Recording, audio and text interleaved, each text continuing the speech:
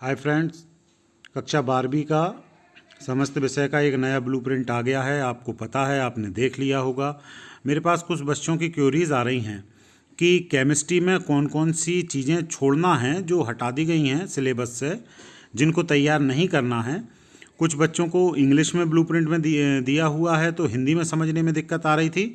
तो चलिए आज हम देख लेते हैं कक्षा 12वीं रसायन शास्त्र जो सब्जेक्ट है केमिस्ट्री, उसमें कौन कौन सी विषय वस्तु है जो कम की गई है। यूनिट वाइज हम देख लेते हैं जिसकी तैयारी आपको नहीं करनी है। तो सबसे पहले चलते हैं हम अध्याय 1 जो है ठोस अवस्था पाठ का नाम है। तो वैसे ठोस अवस्था से ऑब्जेक्टिव आना है, लेकिन इसमें से विद्युतीय एवं चुंबकीय गुण जो हैं, धातुओं का बेंड सिद्धांत, चालक अचालक एवं अर्धचालक और इनके प्रकार, एन प्रकार के एवं पी प्रकार के, ये सिलेबस से कम कर दिए गए हैं। इनसे संबंधित प्रश्नों को नहीं पढ़ना है। अध्याय 2 है विलयन। विलयन में ज़्यादा कुछ कम नहीं हुआ है, बस असामान्य आणविक द्रव्यमान और बांठाप गुणांक, ये दो चीज़ें यहाँ से कम की गई हैं। बाकी जो पूरा आपका था, जिसमें राउल्ट का नियम है, क्वथनांक का उन्नयन, हिमांक का अवनमन, प्रतिशतता, नॉर्मलता, फार्मलता, मूल प्रभाज, ये समस्त चीज़ें पाठ्यक्रम में रहेंगी और इनमें से क्या क्या आईएमपी हैं उसके वीडियो मैं अपने चैनल पर उपलब्ध कराऊंगा। अध्याय 3 को देखते हैं। विद्युत रसायन पाठ का नाम है। इसमें विद्युत अपघटन के जो नियम हैं वो कम कर दिए गए हैं, जिन्हें हम फैराडे के नियम नाम से भी पढ़ते थे।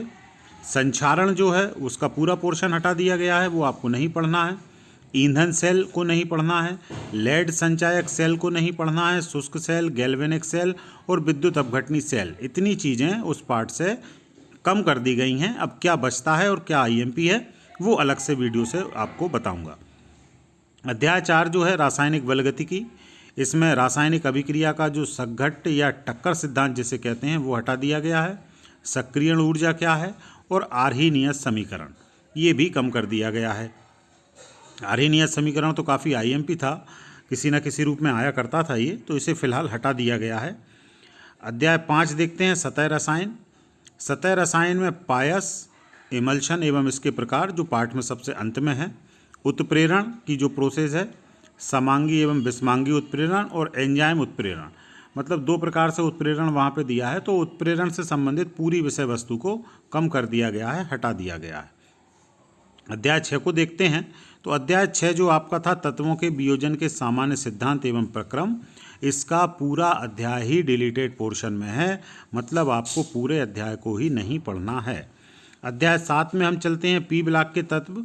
अब बच्चों ये ध्यान रखना कि जो पी ब्लॉक के तत्व वाला पार्ट है वो दो आपकी किसी बुक में दो पार्ट में डिवाइड होगा, पी ब्लॉक के तत्व फर्स्ट और पी ब्लॉक के तत्व सेकंड। तो इसमें समूह 15, 16, 17 और 18 चार समूह आपको पढ़ना है। तो ये यहाँ पर जो मैं बता रहा हूँ ये दोनों पाठों से मिलाकर है। पी ब्लॉक के तत्व से आपको फास्फीन का निर्माण एवं गुण, सल्फ्यूरिक अम्ल निर्माण की औद्योगिक विधि, ये काफ़ी आईएमपी हुआ करती थी, आती थी अक्सर एग्जाम में। नाइट्रोजन के ऑक्साइडों की संरचना, जो 1 से लेकर 5 तक ऑक्साइड बनते हैं।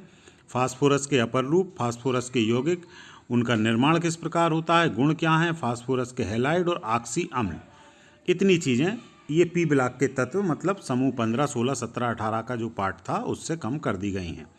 अब चलते हैं अध्याय 8 पर। अध्याय 8 है डी एवं एफ ब्लॉक के तत्व।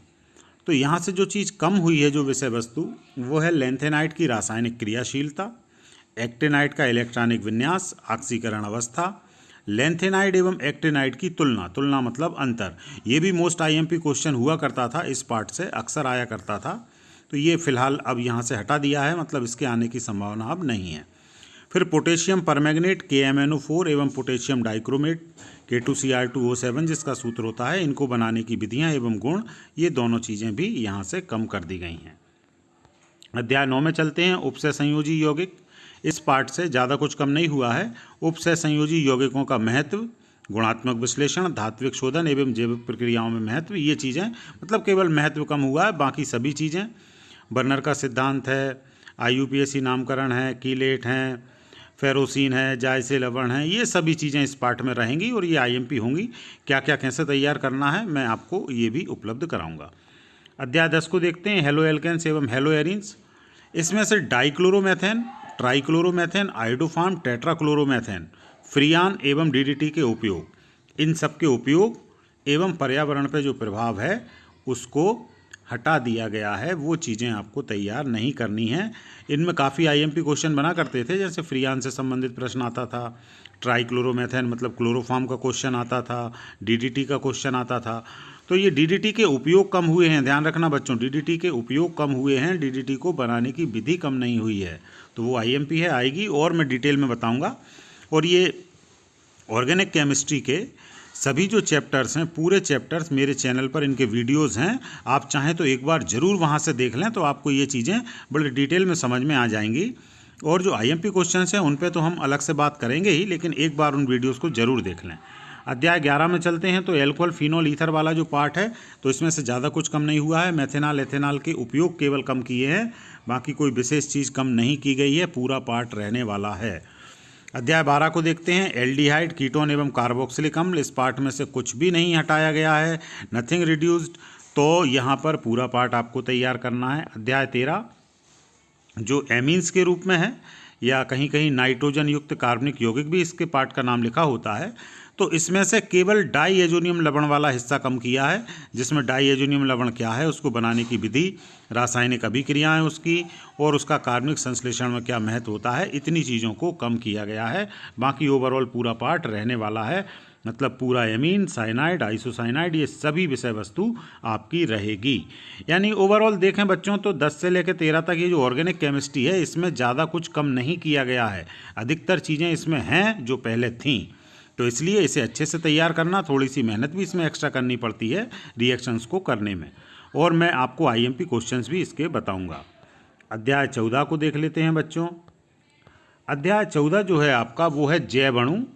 तो जैव अणु से जो कार्बोहाइड्रेट जो हमने पढ़े हैं, उनमें से जो ओलिगोसैकेराइड है और जो पॉलीसैकेराइड है। ओलिगोसैकेराइड में कौन कौन आते हैं? Sucrose, lactose, maltose. पॉलीसैकेराइड में आते हैं स्टार्च, सेलुलोज, ग्लाइकोजन। तो इनको हटाया है, लेकिन मोनोसैकेराइड बच्चों उपस्थित हैं, जैसे ग्लूकोज और फ्रक्टोज।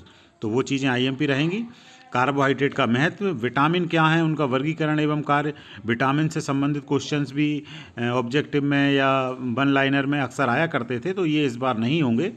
एंजाइम क्या हैं, हार्मोन्स क्या हैं, इनका परिचय, संरचना, तो ये चीज़ें भी कम कर दी गई हैं।